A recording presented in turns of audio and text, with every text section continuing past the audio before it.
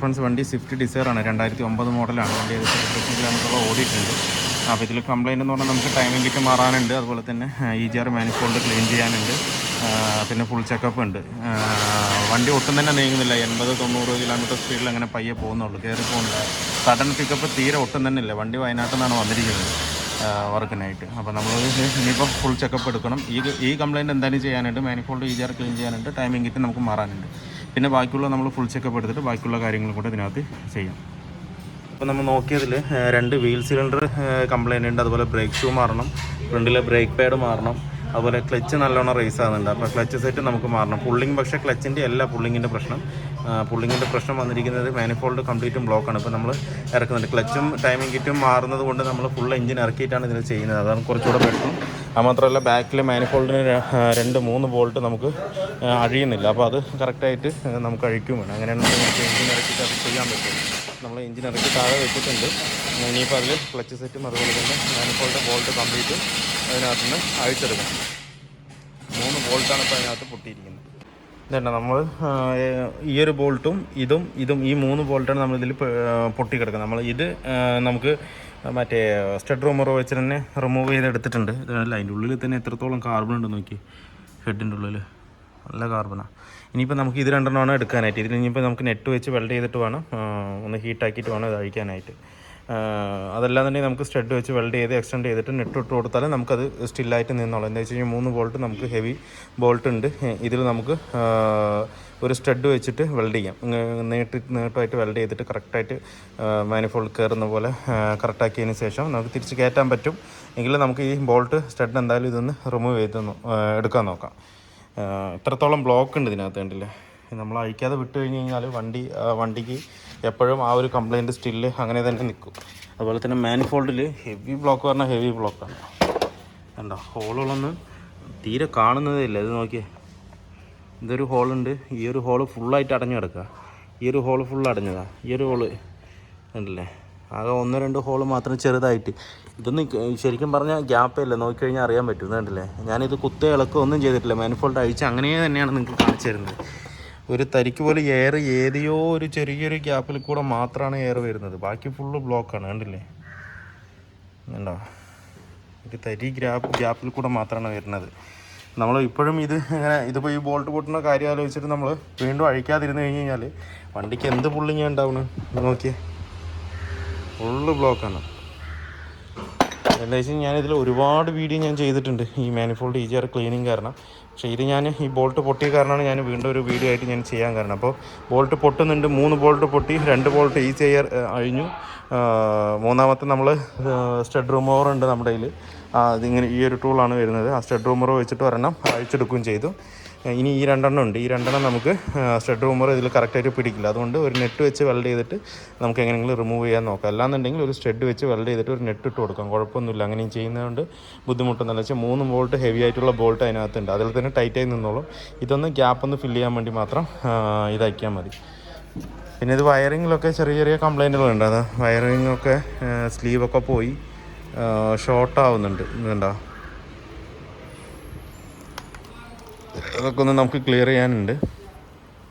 ഒക്കെ സ്ലീവൊക്കെ പോയിട്ട് ഹീറ്റായിട്ട് അതൊക്കെ ക്ലിയർ ചെയ്യാനുണ്ട്. പിന്നെ അതുപോലെ തന്നെ നമ്മൾ എഞ്ചിൻ ഇറക്കാൻ മെയിൻ കാരണം ഒന്ന് ഈ ബോൾട്ട് പൊട്ടുന്ന കാരണം, 2ാമത്തെ നമുക്ക് ക്ലച്ച് കൂടെ മാറാനുണ്ട്. അപ്പോൾ ക്ലച്ചും ടൈമിംഗ് കിറ്റും മാറുന്ന വണ്ടികൾക്ക് എപ്പോഴും എഞ്ചിൻ ഇറക്കി ചെയ്യുന്നതായിരിക്കും കുറച്ചുകൂടെ നല്ലത്. എന്നാൽ തന്നെ ഫ്രീ ആയിട്ട് നമുക്ക് ചെയ്യാൻ പറ്റുള്ളൂ.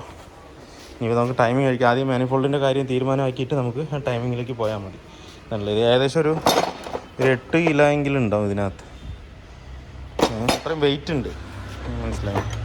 അത്രയും ബ്ലോക്കാണ്. ഇതൊക്കെ ഒന്ന് ഫ്രീ ആക്കി വിട്ടാണ്ടല്ലോ വണ്ടി ഭയങ്കര സ്മൂത്തായിരിക്കും. ഭയങ്കര സ്മൂത്ത് എന്ന് പറഞ്ഞാൽ വണ്ടി ഓടിക്കാൻ തന്നെ ഭയങ്കര സുഖമായിരിക്കും. അത്രത്തോളം ബ്ലോക്കാണ് ഇതിനകത്ത് വന്നിരിക്കുന്നത്. എന്തായാലും നമുക്ക് ചെയ്യാം. ഇതിൽ ഇനിയിപ്പോൾ കുറേ പണികളുണ്ട്. ഞാൻ പറഞ്ഞ മാതിരി ബ്രേക്ക് ഷൂ മാറാനുണ്ട്, വീൽ സിലിണ്ടർ മാറാനുണ്ട്, ബ്രേക്ക് പാഡ് മാറാനുണ്ട്. റിയർ ഷോക്കാണ്, അത് ഇപ്പം മാറുന്നില്ല, കസ്റ്റമർ പിന്നെ മാറിക്കോളാമെന്നാണ് പറഞ്ഞത്. എന്തായാലും നമുക്ക് മാനിഫോൾഡ് ഒരു ബോൾട്ട് അഴിച്ചിട്ട് ബാക്കിയുള്ള കാര്യങ്ങൾ ചെയ്യാം. നമ്മൾ EGRും മാനിഫോൾഡ് കംപ്ലീറ്റ് ക്ലീൻ ചെയ്തിട്ടുണ്ട്. കംപ്ലീറ്റും കാർബണും പോയി പുത്തൻ ഫ്രഷ് പോലെ ആയിട്ടുണ്ട്. നേരത്തെ ഈ ഹോൾ കംപ്ലീറ്റും അടഞ്ഞിരിക്കുകയായിരുന്നു.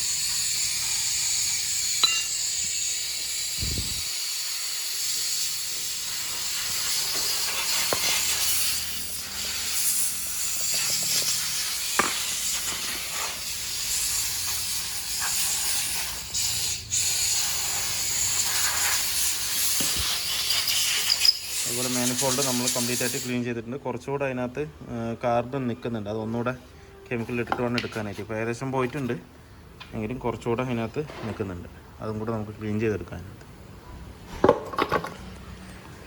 ഇതിപ്പോൾ നമ്മൾ 2 സ്റ്റഡ് വെച്ച് വെൽഡ് അടിച്ചിരിക്കുന്നത് കണ്ടില്ലേ, കറക്റ്റ് ലെവലിൽ വെൽഡ് അടിച്ചിരിക്കുന്നത്. എന്താണെന്ന് വെച്ചാൽ നമ്മൾ ഇതൊരു കുത്ത് സൂചി പോലെ ആക്കിയിട്ട് കുറച്ച് ഗ്യാപ്പ് ആക്കിയിട്ട് ആ ബോൾട്ടിലേക്ക് വെൽഡ് അടിച്ച് കയറ്റണം, എന്നിട്ട് ഗ്രൈൻഡ് ചെയ്ത് കറക്റ്റ് ലെവലിൽ പിടിപ്പിക്കുകയാണ്. അപ്പോൾ നമുക്കിതിൻ്റെ ഹെഡ് ഇറക്കുക പിടിക്കുക ഒന്നും ചെയ്യേണ്ട ആവശ്യമില്ല. നമുക്കിത് ബോൾട്ട് പൊട്ടിയാലും ഈ ഒരു ലെവലിൽ ചെയ്താൽ മതി. ബാക്കി ഇത് സ്ട്രോങ് ഉണ്ടാവും, എന്നാലും നമുക്ക് ഈ സാധാ നോർമൽ ബോൾട്ടിൻ്റെ അത്ര സ്ട്രോങ് ഉണ്ടാവില്ല, ഒരു ലെവൽ ടൈറ്റ് നമുക്ക് ഇതിനകത്ത് ചെയ്യാൻ പറ്റുള്ളൂ. പക്ഷേ ബാക്കി 3 ബോൾട്ടും ഹെവി ആയിട്ടുള്ളത് കൊണ്ട് നമുക്കിത് കുഴപ്പം വരില്ല. 2 ബോൾട്ടിൽ നമുക്കിങ്ങനെ സ്റ്റഡ് അടിച്ചിട്ട് കയറ്റാം, വേറെ ബുദ്ധിമുട്ടോ ലീക്കോ കാര്യങ്ങളോ ഒന്നും ഇതിനകത്തുനിന്ന് വരില്ല. പിന്നെ ഈ ബോൾട്ട് പൊട്ടുന്നതിന് പേടിച്ചിട്ട് നമുക്ക് ഈ മാനിഫോൾഡ് ക്ലീൻ ചെയ്യാതിരുന്ന് കഴിഞ്ഞാൽ ആ വണ്ടി അത്രത്തോളം പെർഫോമൻസും ഉണ്ടാവില്ല, ആ ഒരു രീതിക്ക് ഒരു മെല്ലെ പതുങ്ങി തന്നെ പോവുള്ളൂ. ഇനിയിപ്പോൾ ഈ ഭാഗം ക്ലീൻ ചെയ്തുകൊണ്ട് ഇനി വണ്ടി പക്കയായിരിക്കും. അതുപോലെ നമ്മളിതിന് സ്റ്റഡും കറക്റ്റായിട്ട് ഇട്ടിട്ടുണ്ട്, ഹെഡ് ഇറക്കാതെ തന്നെ നമ്മൾ ഇതിനകത്ത് ചെയ്തിട്ടുണ്ട്. ടൈമിംഗ് കിറ്റും കാര്യങ്ങളൊക്കെ കംപ്ലീറ്റ് ആയിട്ട് അയച്ചെടുത്തിട്ടുണ്ട്. ഇനി നമുക്ക് കിറ്റ് മാറ്റണം ഇതിനകത്ത്. അതുപോലെ മുകളിൽ വീല് നമുക്ക് അഴിക്കാനുണ്ട്.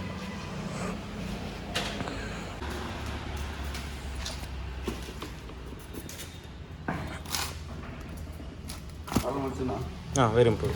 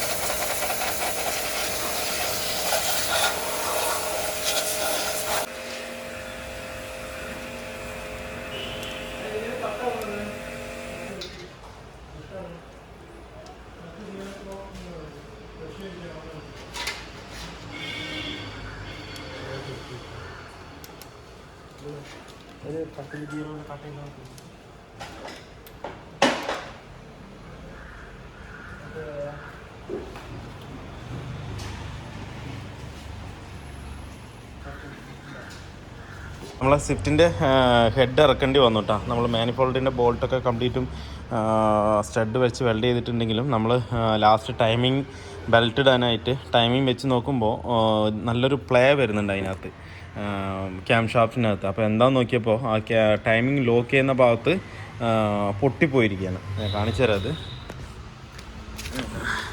ഇതാണോ, ഈ ഭാഗത്ത് പൊട്ടിയത് കാരണം നമുക്ക് ടൈമിംഗ് കറക്റ്റായിട്ട് ലോക്ക് ചെയ്യാൻ പറ്റുന്നില്ല. നമുക്ക് ബാക്കിലെ ക്യാം ലോക്ക് ചെയ്താൽ മതിയായിരുന്നു, പക്ഷേങ്കിൽ രണ്ടും ലോക്ക് ചെയ്യാന്നുള്ളൊരു രീതിക്ക് നമ്മൾ എന്താ പറയുക, കറക്റ്റായിട്ട് ചെയ്യാമെന്നുള്ള രീതിക്ക് ക്യാം അഴിക്കാൻ നോക്കിയപ്പോൾ നോസിൽ 4 സ്ട്രക്കായിട്ട് നമ്മൾ നോസിൽ 2 നോർമലി പുള്ളർ വെച്ച് അഴിച്ചു. ബാക്കി 2 നോസിൽ ഒരു തരത്തിലും സാധനം പുറത്ത് വരുന്നില്ല. അത് പിന്നെ നമ്മളത് തിരിച്ച് കയറ്റാമെന്ന് പറയുമ്പോൾ അതിനും പറ്റുന്നില്ല. എന്താണെന്ന് വെച്ച് കഴിഞ്ഞാൽ നമ്മൾ പുള്ളർ വെച്ചിട്ട് നോസിലിൽ അടിക്കുമ്പോൾ ആ ത്രെഡ് വരുന്ന ഭാഗം കുറച്ച് വലിഞ്ഞു. എന്താ വെച്ചാൽ വരുന്നില്ല, വരാതായപ്പോൾ ഒന്നും കൂടെ പവറായിട്ടുള്ളൊരു പുള്ളർ വെച്ചിട്ട് നല്ല ഹെവി ലോഡ് വെച്ചിട്ട് അടിച്ചപ്പം അതിൻ്റെ എങ്ങനെയെങ്കിലും പുറത്ത് കഴിഞ്ഞാൽ നോസിൽ നമുക്ക് സർവീസ് ബോഡി മാത്രം മാറ്റി സർവീസ് ചെയ്ത് ഇടാമല്ലോ എന്നുള്ളൊരു ഉദ്ദേശത്തിലാണ് നമ്മൾ അടിച്ചത്. പക്ഷേങ്കിൽ നോസിൽ കംപ്ലീറ്റ് ആയിട്ട് എന്താ വലിഞ്ഞിട്ട് നമുക്ക് തിരിച്ച് സെൻസറും പിടിപ്പിക്കാനും പറ്റാത്തൊരവസ്ഥയിലായിരുന്നു ഉണ്ടായിരുന്നത്. മൊത്തം എന്താ പറയുക, ആ ക്യാമ് നമുക്ക് ഈ ഭാഗത്ത് ലോക്ക് ചെയ്തിട്ട് നമുക്ക് ചെയ്യുവാണെങ്കിൽ കറക്റ്റ് പെർഫെക്റ്റ് ആയിട്ടുള്ള നമുക്ക് ക്യാം ലോക്ക് കറക്റ്റായിട്ട് കിട്ടില്ല. എന്താ വെച്ച് വെച്ച് കഴിഞ്ഞാൽ രണ്ട് സൈഡും ലോക്ക് ചെയ്ത് തന്നെ കറക്റ്റായിട്ട് നമുക്ക് ലോക്ക് ചെയ്യാൻ പറ്റുള്ളൂ. ഈ സൈഡ് മാത്രം ചെയ്ത് കഴിഞ്ഞാൽ ഈ സൈഡ് കുറച്ച് പ്ലേ കൂടുതൽ വരും. അപ്പോൾ അതുകൊണ്ട് അതൊരു പെർഫെക്റ്റ് ആകട്ടെ എന്നുള്ള രീതിക്കാണ് നമ്മൾ ക്യാമ് മാറ്റാന്നുള്ള രീതിക്ക് ഞാൻ അഴിച്ചത്. പക്ഷേങ്കിൽ നോസിലൊക്കെ കംപ്ലീറ്റും ബ്ലോക്ക് എന്ന് പറഞ്ഞാൽ ഹെവി ബ്ലോക്ക്, അഴിക്കാനേ പറ്റുന്നില്ല. അവസാനം നമുക്ക് ചെയ്യേണ്ടി വന്നത് എന്താ വെച്ച് കഴിഞ്ഞാൽ ക്യാമ് പൊട്ടിക്കേണ്ടി വന്നു. പൊട്ടിച്ചിട്ട് നോസിൽ അഴിക്കേണ്ടി വന്നു. ഇതണ്ട ഞാൻ എന്നിട്ട് ക്യാം കവർ പൊട്ടിക്കുക ചെയ്തത്. ക്യാം കവർ പൊട്ടിച്ചതിന് ശേഷം ആ ഒരു നോസിൽ നമ്മൾ പൈപ്പ് റേഞ്ച് വെച്ചിട്ട് അഴിച്ചു. മറ്റേ നോസിൽ ഒരു തരത്തിലും വരുന്നില്ല. മൊത്തം നമ്മൾ പൈപ്പ് റേഞ്ച് വെച്ച് അഴിക്കുമ്പോൾ മൊത്തം ബെൻഡായി പോവാണ്. കണ്ടല്ലോ, ഇതൊക്കെ നോസിലിൻ്റെ അവസ്ഥ.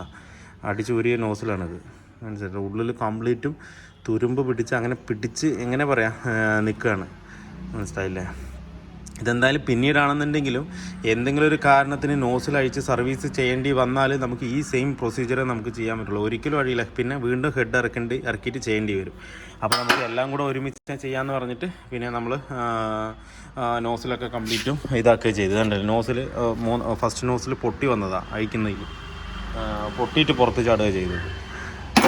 ഇതിപ്പോൾ വേറെ എന്തെങ്കിലും ഒരു കാരണം കൊണ്ട് ഇപ്പോൾ നമ്മളിപ്പോൾ ടൈമിംഗ് കിറ്റ് മാറി ഇനിയിപ്പോൾ എന്തെങ്കിലും ഒരു മിസ്സിങ് ആണ് അല്ലെന്നുണ്ടെങ്കിൽ വേറെ എന്തെങ്കിലും ഒരു കാരണം കൊണ്ട് നമുക്ക് ആ നോസിൽ അഴിക്കേണ്ടി വന്നാലും വീണ്ടും റിപ്പീറ്റ് നമുക്ക് ഈ പ്രൊസീജിയർ എന്തായാലും ചെയ്യേണ്ടി വരും. എന്തായാലും വീണ്ടും ടൈമിംഗ് ഒക്കെ അഴിച്ച് ഇതുപോലെ എല്ലാ പരിപാടിയും ചെയ്യണം. അപ്പോൾ എല്ലാം കൂടെ ഒരുമിച്ച് തന്നെ ചെയ്യാമെന്നുള്ള രീതിയിൽ കസ്റ്റമറുടെ അടുത്തും പറഞ്ഞിട്ട് നമ്മൾ അഴിക്കുകയാണ് ചെയ്തത്. അഴിച്ച് നോക്കുമ്പോൾ ഈ ഒരു നോസിൽ അഴിച്ച് കിട്ടുകയാണെന്നുണ്ടെങ്കിൽ നമുക്ക് കുറച്ചുകൂടെ ബെറ്റർ ആയിരുന്നു. പക്ഷേ ആ നോസിലും അഴിച്ചിട്ട് നമുക്ക് ഒട്ടും തന്നെ കിട്ടുന്നില്ല. പിന്നെ സെക്കൻഡ് ഹാൻഡ് നമ്മൾ ഹെഡ് എടുത്ത് അത് ഫേസ് ചെയ്ത് ലാപ്പ് ചെയ്തിട്ടാണ് പിന്നെ തിരിച്ച് കയറ്റിയിരിക്കുന്നത്. ഹെഡ് ഗ്യാസ്കറ്റൊക്കെ മാറ്റി ഫ്രഷായിട്ട് ഹെഡ് മാറ്റി കയറ്റിയിട്ടുണ്ട്.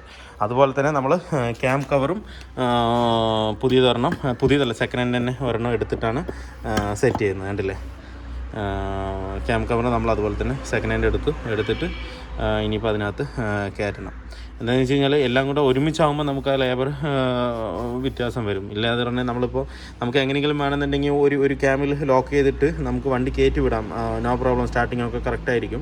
പക്ഷേങ്കിൽ പിന്നീട് എന്തെങ്കിലും ഒരു ആവശ്യത്തിന് നമുക്ക് നോസിൽ ഒരു മിസ്സിങ് ഒന്ന് നോസിൽ ചെക്ക് ചെയ്യണമെന്ന് പറഞ്ഞാൽ അഴിക്കാൻ നിന്ന് കഴിഞ്ഞാൽ ഈ വർക്ക് വീണ്ടും റിപ്പീറ്റ് തന്നെ ചെയ്യേണ്ടി വരും. ടൈമിങ്ങൊക്കെ അഴിച്ച് ഫുള്ളായിട്ട് ചെയ്യേണ്ടി വരും. അതുകൊണ്ട് ഒറ്റ പണിയോട് കൂടിയിട്ട് കംപ്ലീറ്റ് തീർത്ത് വെച്ചു. അപ്പോൾ ഇനിയിപ്പോൾ ചെയ്ത് കഴിഞ്ഞ് കഴിഞ്ഞാൽ നമ്മൾ നോസിലൊക്കെ കയറ്റുമ്പോൾ നോസിലൊക്കെ ഗ്രീസൊക്കെ ചെയ്ത് കറക്റ്റായിട്ട് കയറ്റുമ്പോൾ വലിയ ബുദ്ധിമുട്ടുണ്ടായാലും പിന്നീട് അഴിക്കുകയാണെന്നുണ്ടെങ്കിൽ പക്കയായിട്ട് കിട്ടും. അപ്പോൾ നമ്മൾ ഈ രണ്ട് നോസിൽ സെക്കൻഡ് ഹാൻഡ് എടുക്കുകയാണ് ചെയ്തത്. ഈ രണ്ട് നോസിൽ നമ്മൾ സർവീസ് ചെയ്തെടുക്കുകയാണ് ചെയ്തത്. അപ്പോൾ രണ്ട് നോസിൽ നമുക്ക് മാറേണ്ടതായിട്ടും വന്നിട്ടുണ്ട്. ഇനിയിപ്പോൾ നമുക്ക് ഇത് കംപ്ലീറ്റ് ആയിട്ട് തിരിച്ച് കയറ്റാം. ഇനി ക്യാമൊക്കെ കയറ്റി സെറ്റ് ചെയ്ത് കറക്റ്റായിട്ട് തിരിച്ച് കയറ്റി സെറ്റ് ചെയ്ത് കഴിഞ്ഞാൽ പിന്നെ ഒരു പ്രശ്നം ഉണ്ടാവില്ല. പിന്നെ അതുമാത്രമല്ല, ഹെഡിൽ ഞാൻ കാണിച്ചു തന്നല്ലോ, അത്രത്തോളം ബ്ലോക്ക് അതിനകത്തുണ്ടായിരുന്നു. കംപ്ലീറ്റും കാർബൺ ആയിരുന്നു. അതിപ്പോൾ നമ്മൾ ഹെഡ് മാറ്റേണ്ട ഒരു അവസ്ഥ വന്നപ്പോൾ പിന്നെ ആ ഭാഗത്ത് എല്ലാവിടെയും ഫ്രഷായി. ഇനിയിപ്പോൾ വണ്ടി പക്ക സ്മൂത്തായിരിക്കും, പക്ക പെർഫെക്റ്റ് ആയിരിക്കും. ഇതിൽ എന്താണെന്ന് വെച്ച് കഴിഞ്ഞാൽ ഹെഡിലും കാർബൺ കാര്യങ്ങളൊന്നുമില്ല, മാനിഫോൾഡിലൊന്നുമില്ല. എല്ലാ ഭാഗവും ക്ലിയർ ആയപ്പോൾ ഒരു പുത്തൻ ഒരു ഫീൽ ഇതിനകത്ത് എന്തായാലും കിട്ടും. നമ്മളിപ്പോൾ സെറ്റ് ചെയ്യുന്നുള്ളൂ. ഇനിയിപ്പോൾ കുറച്ചുകൂടെ വർക്കുണ്ട്. ഇനിയിപ്പോൾ ക്യാം കവർ സെറ്റ് ചെയ്തതിന് ശേഷം ടൈമിംഗ് സെറ്റ് ചെയ്ത് ബാക്കിയുള്ള സാധനങ്ങളും കൂടെ നമുക്ക് സെറ്റ് ചെയ്ത്, എന്താ വെച്ച് കഴിഞ്ഞാൽ ഇത് വന്നിട്ട് ഒരു 3 ദിവസത്തിനുള്ളിൽ ചെയ്യാമെന്ന് പറഞ്ഞ് വന്നതാണ്. വയനാട്ടിൽ നിന്ന് വന്ന വണ്ടിയാണ്. പിന്നെ നമ്മൾ ഈ വർക്കും കൂടെ ആയപ്പോൾ ഒരാഴ്ചയും കൂടെ നമുക്ക് എടുക്കേണ്ടി വന്നു. കസ്റ്റമർ പോയി റിട്ടേൺ വരേണ്ടി വന്നിട്ടുണ്ട്. അപ്പോൾ എന്തായാലും ഏത് വർക്കിനാണെന്നുണ്ടെങ്കിലും സമയമുണ്ടെന്നുണ്ടെങ്കിൽ നമുക്ക് പക്കയായിട്ട് ചെയ്തെടുക്കാം, മനസ്സിലായില്ലേ. ഇപ്പോൾ നമുക്ക് ഇങ്ങനെ വിട്ടാലും പിന്നീടാണെന്നുണ്ടെങ്കിൽ ഈ പ്രശ്നം വന്നു കഴിഞ്ഞാൽ കംപ്ലീറ്റും ബുദ്ധിമുട്ടാവും. എന്തായാലും ഇനി നമുക്കെല്ലാം തിരിച്ചു കയറ്റാം. സ്വിഫ്റ്റിൻ്റെ വർക്ക് ഏകദേശം ഫുള്ളി കംപ്ലീറ്റ് ആയിട്ടുണ്ട്. ഇപ്പോൾ ഏകദേശം 2-3 മണിക്കൂർ നമ്മൾ റണ്ണിങ്ങിൽ ഇട്ടിട്ടുണ്ട്. ലീക്കോ കാര്യങ്ങളോ വേറെ പ്രത്യേകിച്ച് കാര്യങ്ങളൊന്നുമില്ല, എല്ലാം പക്ക തന്നെയാണ്. ഇനിയിപ്പോൾ നമുക്കൊന്ന് ഓടിച്ച് നോക്കണം, വണ്ടിയുടെ പെർഫോമൻസ് എങ്ങനെയുണ്ടെന്നുള്ളതൊന്ന് നോക്കണം. നേരത്തെ എന്ന് പറഞ്ഞു കഴിഞ്ഞാൽ 80 കിലോമീറ്ററിന് മേലെ സ്പീഡ് പോകില്ല, അങ്ങനെ പതിഞ്ഞിട്ടാണ് പോകുന്നത്. കയറി ഇങ്ങനെ പോയിക്കൊണ്ടിരിക്കുന്നല്ലാതെ നല്ലൊരു എന്താ പറയുക പെർഫോമൻസ് കിട്ടുന്നുണ്ടായിരുന്നു. ഇനിയിപ്പോൾ നമുക്കൊന്ന് ഓടിച്ച് നോക്കാം എത്രത്തോളം പെർഫോമൻസ് ഉണ്ട് എന്നുള്ളത് നമുക്കൊന്ന് ഓടിച്ച് നോക്കാം. ഇതിനകത്ത് വണ്ടി ഇപ്പോൾ പക്ക പുള്ളിങ് ആയിട്ടുണ്ട്. നമ്മളിപ്പോൾ 4th ഗിയറിലാണ് പോകുന്നത്. പക്ക ആക്സിലേഷൻ കൊടുക്കുന്നതിനനുസരിച്ച് നല്ലോണം കയറി പോകുന്നുണ്ട്. ഞാൻ എപ്പോഴും പറയുന്ന പോലെ ഒരു പുതിയ വണ്ടിയുടെ ഒരു ഫീല് നമുക്കിതിനകത്ത് പക്കയായിട്ട് കിട്ടുന്നുണ്ട്. എന്താണെന്ന് വെച്ചാൽ നമ്മൾ ഇത്രയും ചെയ്തതിനുള്ളൊരു ബെനിഫിറ്റ് അതിനകത്ത് ഉണ്ട്. നേരത്തെ എന്ന് പറഞ്ഞു കഴിഞ്ഞാൽ വണ്ടി ഒരു 60, 70, 80 ആ ഒരു സ്പീഡിലാണ്. പിന്നെ ഇങ്ങനെ കയറി അങ്ങ് ഹൈവേയിലൊക്കെ കയറി കഴിഞ്ഞ് കഴിഞ്ഞാൽ കയറി പോകും. സ്റ്റാർട്ട് ആൻഡ് പിക്കപ്പ് തീരെ ഇല്ലായിരുന്നു. ഇപ്പം അത് പക്കയായിട്ടുണ്ട്, നല്ല പിക്കപ്പ് ഉണ്ട്. അതുപോലെ തന്നെ നമ്മളിത് 50 ഗിയർ ഇട്ടുണ്ട്. 50 ഗിയർ ഇട്ടാലും നമ്മൾ കാല് കൊടുക്കുമ്പോൾ അതിനനുസരിച്ചുള്ള റെസ്പോൺസ് നമുക്ക് നല്ലോണം ഫീൽ ചെയ്യുന്നുണ്ട്. എടുത്ത് വലിച്ചു പോകുന്നൊരു ഫീൽ നല്ലവണ്ണം ഇതിനകത്ത് കിട്ടുന്നുണ്ട്. എന്താ വെച്ചാൽ കാർബൺ അത്രത്തോളം അതിൽ കെട്ടിക്കിടക്കായിരുന്നു. ഇതുവരെ എഞ്ചിനോ നോസിലോ മാനിഫോൾഡോ ഒന്നും ഇതിനകത്ത് ഇറക്കാത്തത് കൊണ്ടാണ്, അഴിക്കാത്തത് കൊണ്ടാണ് ഇത്രയും ബുദ്ധിമുട്ട് നമുക്ക് ഇതിനകത്ത് വന്നത്. ഒരിക്കലും ഒരു നോസിലും ഇത്രത്തോളം പൊട്ടിച്ചെടുക്കേണ്ട ഒരു അവസ്ഥ നമുക്ക് ഇതുവരെ വർക്ക്ഷോപ്പിൽ നമുക്ക് ഇതുവരെ വന്നിട്ടില്ല. പക്ഷേ ഇത് ഭയങ്കര ഒരു ടൈറ്റായിരുന്നു. നമുക്ക് എന്താ പറയുക, എന്തെന്ത് ചെയ്തിട്ടും അഴിയാത്ത, കത്തിച്ച് നോക്കി ചൂടാക്കി നോക്കി എന്നിട്ടും ഒരു റിയാക്ഷനും ഇല്ല, ഒരു അനക്കവും ഇല്ല. ഒരു നോസിൽ എങ്ങനെയൊക്കെ അഴിച്ചു, ഒരു നോസിലാണ് ഇപ്പോൾ നമുക്ക് ഇത്രയും പണി തന്നത് തന്നെ. ഒക്കെ എല്ലാം ചെയ്തപ്പോൾ വണ്ടി പക്ക ഒരു പുത്തൻ കണ്ടീഷൻ പോലെ വണ്ടി ആയിട്ടുണ്ട്. വണ്ടി പക്ക, ഒന്നും പറയാനില്ല. എന്താ വെച്ച് കഴിഞ്ഞാൽ നമ്മൾ ആക്സിലേഷൻ കൊടുത്തിട്ട് വണ്ടി ഗിയർ മാറ്റിയിട്ടൊന്ന് ചേഞ്ച് ചെയ്തൊന്ന് കാല് കൊടുത്തു കഴിഞ്ഞാൽ വണ്ടി തൂക്കിയെടുത്ത് അങ്ങ് പോവുകയാണ്. പിന്നെ സ്റ്റിയറിങ്ങിൻ്റെ ഒരു ടൈറ്റ് ഉണ്ട്. ഈ മോഡൽ വണ്ടിക്ക്, എല്ലാ വണ്ടിക്കും സ്റ്റിയറിങ് ഒരു ചെറിയൊരു ടൈറ്റ് ഉണ്ടാവും. എല്ലാ പഴയ മോഡൽ വണ്ടികൾക്ക് എന്ന് വെച്ചാൽ റാക്കിലാണ് അതിൻ്റെ മോട്ടർ വരുന്നത്, അതുകൊണ്ടല്ല. പക്ഷേങ്കിൽ ഈ ഒരു മോഡലിന് സ്റ്റിയറിംഗ് ചെറിയൊരു ടൈറ്റ്. നമ്മൾ പുതിയ വണ്ടിയുടെ ഒരു സ്വിഫ്റ്റിൻ്റെ ഒരു ഫ്രീനെസ് ഈ വണ്ടിക്ക് കിട്ടില്ല. പിന്നെ കുറച്ച് റണ്ണാവും. മറ്റേ അതുപോലെ തന്നെ നേരത്തെ വണ്ടി എടുക്കുമ്പോൾ, നമ്മൾ ടെസ്റ്റ് ഡ്രൈവിന് എടുക്കുമ്പോൾ നോസിലൊരു ചെറിയൊരു കടന്നൊരു നോയ്സ് ഉണ്ടായിരുന്നു, ഞാൻ പറഞ്ഞിട്ടുണ്ടായിരുന്നു. അത് നമ്മൾ റണ്ണിങ്ങിൽ കുറഞ്ഞിട്ടുണ്ട്. ഇപ്പോൾ ഏകദേശം ഫുള്ള് സൈലൻ്റ് ആയി. എന്ന് വെച്ച് കഴിഞ്ഞാൽ ഈ എയർ ഗ്യാപ്പ് നോസിലെല്ലാം ഫില്ലായി കറക്റ്റ് സ്പ്രേ ആയി കാർബൺ കറക്റ്റ് ആകുമ്പോൾ ആ സൗണ്ട് പക്ക പോകും. ഇപ്പോൾ ചെറിയൊരു നോയ്സ്, അതും ഇനിയും കുറച്ചുകൂടെ റണ്ണായി കഴിഞ്ഞ് കഴിഞ്ഞാൽ അതും കൂടെ പോകും. നമ്മൾ നോർമൽ ഐഡിൽ സ്പീഡിലിട്ടിട്ട് ചിലപ്പോൾ അത് പോകണമെന്നില്ല, സൗണ്ട് പോകില്ല. അതിൻ്റെ ഐഡിലെന്ന് പറഞ്ഞു കഴിഞ്ഞാൽ ഒരു നിശ്ചിത സ്പ്രേ മാത്രമേ ഉള്ളൂ. നമ്മൾ ഓടിക്കുക തന്നെ വേണം, ഓടിച്ച് കാല് കൊടുത്ത് ഓടിക്കുക തന്നെ വേണം. എന്നാൽ മാത്രം ആ സൗണ്ട് പക്ക ക്ലിയർ ആയിട്ട് എയർ ഗ്യാപ്പൊക്കെ ഫില്ലായി കറക്റ്റായിട്ട് നോസിലിൻ്റെ സൗണ്ട് സെറ്റ് ആവുള്ളൂ. എന്തിനൊരു 100-500 കിലോമീറ്റർ ഓടുമ്പോൾ തന്നെ ആ നോസിൽ നമ്മൾ സർവീസ് ചെയ്തതിൻ്റെ എല്ലാത്തിൻ്റെ ഒരു പക്ക പെർഫെക്ഷൻ കിട്ടുള്ളൂ. അതുപോലെ തന്നെ ഇപ്പോൾ ചെറിയൊരു മൈലേജ് ഡ്രോപ്പ് ഉണ്ടാവും. ഏകദേശം ഒരു 20 കിട്ടുകയാണെന്നുണ്ടെങ്കിൽ ഒരു 19-18 മൈലേജേ കിട്ടുള്ളൂ. ഫുള്ള് ഓപ്പൺ ആയതുകൊണ്ടാണ് അങ്ങനെ ഒരു മൈലേജിൻ്റെ ഷോട്ട് വരുന്നത്. പിന്നെ കുറച്ച് ഓടി ഒരു 10-500 കിലോമീറ്റർ ഓടിക്കഴിഞ്ഞാൽ പിന്നെ പഴയ മൈലേജിക്ക് തന്നെ ഇതിൽ കറക്റ്റായിട്ട് വരും. എൻജിൻ പക്ക പെർഫെക്റ്റ് ആയിട്ടുണ്ട്. ഇതിപ്പോൾ ഞാൻ പറഞ്ഞില്ലേ, ഇതിപ്പോൾ നമ്മൾ ഇത് ചെയ്യാതെ ശരി അഴിക്കാൻ പറ്റുന്നില്ല, ഇനി ചെയ്യാൻ പറ്റില്ല, നമുക്ക് പിന്നീട് നോക്കിയിട്ട് ചെയ്യാമെന്ന് പറഞ്ഞ് വിട്ട് കഴിഞ്ഞ് കഴിഞ്ഞാൽ എൻജിൻ്റെ പെർഫോമൻസ് കംപ്ലൈൻ്റ് ആണ്. നമുക്ക് ഓടിക്കുന്നത് ഒരു തൃപ്തിയില്ലാത്തൊരു ഡ്രൈവിംഗ് ആയിട്ടേ മാറുള്ളൂ. വണ്ടി പക്ക കണ്ടീഷൻ ആവില്ല. നമ്മൾ എന്ത് തന്നെ ചിലവാണെന്നുണ്ടെങ്കിലും ആ ഒരു വണ്ടിക്ക് ആ ഒരു വർക്ക് ചെയ്ത് കംപ്ലീറ്റ് ചെയ്ത് കഴിഞ്ഞ് കഴിഞ്ഞാൽ പിന്നെ നമുക്കൊരു 1,00,000 കിലോമീറ്റർ വരെ ഒന്നും നോക്കണ്ട. 30,000 കിലോമീറ്ററിൽ മാനിഫോൾഡ് അയച്ച് ക്ലീൻ ചെയ്താൽ മതി. 1,00,000 കിലോമീറ്റർ വരെ സുഖമായിട്ട് ഈ ഒരു പെർഫോമൻസ് കണ്ടീഷനിൽ നമുക്ക് ഓടിക്കാൻ പറ്റും. അല്ലാത്ത പക്ഷം ഇങ്ങനെ വലിച്ച് എന്താ പറയുക, വണ്ടി ഒരു സുഖമില്ലാതെ ഓടിച്ചിട്ട് കാര്യമില്ല.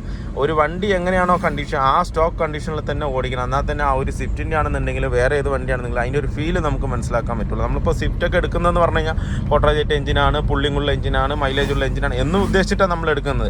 ആ ഒരു വണ്ടിക്ക് ആ ഒരു പെർഫോമൻസ് കിട്ടിയില്ലെങ്കിൽ പിന്നെ ആ വണ്ടി എടുക്കേണ്ട ആവശ്യം നമുക്കില്ലല്ലോ. അപ്പോൾ എപ്പോഴും ഒരു സ്റ്റോക്ക് കണ്ടീഷനിൽ തന്നെ കൊണ്ടുപോകും. അത് എത്ര തന്നെ നഷ്ടം വന്നാലും നമ്മൾ ആ ഒരു വർക്ക് കംപ്ലീറ്റ് ചെയ്ത് ആ ഫിനിഷ് ചെയ്ത് കഴിഞ്ഞ് കഴിഞ്ഞാൽ പിന്നെ ആ ഭാഗത്തേക്ക് പിന്നെ അടുത്ത പ്രാവശ്യം നമുക്ക് ചെയ്യുമ്പോൾ ഈസി ആയിട്ട് ചെയ്യാമല്ലോ. ഇതിപ്പോൾ നമ്മളാണെന്നുണ്ടെങ്കിൽ ഇതിപ്പോൾ നോസിൽ അഴിയുന്നില്ല, അങ്ങനെ വിട്ട് കഴിഞ്ഞ് കഴിഞ്ഞാൽ ശരി അതങ്ങനെ പോട്ടെ, അല്ലെങ്കിൽ ആ ക്യാമ് ഇത്തിരി ലോക്ക് ചെയ്യുന്നിടത്ത് പൊട്ടിയിട്ടുണ്ട്, അത് കുഴപ്പമില്ല, അങ്ങനെ ലോക്ക് ചെയ്ത് വിടാമെന്ന് പറഞ്ഞ് വിട്ടിട്ടുണ്ടെങ്കിൽ ഇത് ഈ കണ്ടീഷനിലല്ലേ വണ്ടി ഓടുള്ളൂ, വണ്ടി പെർഫോമൻസ് ഉണ്ടാവില്ലല്ലോ. അതുകൊണ്ടാണ് നമ്മൾ അത്രയും ക്ലിയർ ആക്കി വിടുന്നത്. ഇപ്പോൾ ഈ ഒരു എമൗണ്ട് നമ്മൾ അത്യാവശ്യം എമൗണ്ട് ആയിട്ടുണ്ട് ഇപ്പോൾ ഈ വണ്ടിക്ക്. അപ്പോൾ ആ ഒരു എമൗണ്ട് ഇറക്കിയാലും ഇനിയോ ഏകദേശം 1,00,000 കിലോമീറ്റർ വരെ നമുക്ക് സുന്ദരമായിട്ട് ഓടിക്കാം വണ്ടി. നല്ല പെർഫോമൻസോടുകൂടി തന്നെ, അതുപോലെ തന്നെ നമുക്ക് ഫീൽ ചെയ്ത് ഓടിക്കാൻ പറ്റും. ആ ഒരു ഭംഗിയിൽ തന്നെ നമുക്ക് ഓടിക്കാൻ പറ്റും. മനസ്സിലായില്ലേ? അപ്പോൾ വീഡിയോ എല്ലാവർക്കും ഇഷ്ടമാണ് ലൈക്ക് ചെയ്യുക, ഷെയർ ചെയ്യുക, അതുപോലെ തന്നെ സബ്സ്ക്രൈബ് ചെയ്യുക. സബ്സ്ക്രൈബ് ചെയ്യാതെയാണ് വീഡിയോ കാണുന്നതെങ്കിൽ ഒന്ന് സബ്സ്ക്രൈബ് ചെയ്ത് സപ്പോർട്ട് ചെയ്യുക. അപ്പോൾ മറ്റൊരു വീഡിയോയിലേക്ക് കാണുന്നവരെ എല്ലാവർക്കും ബൈ.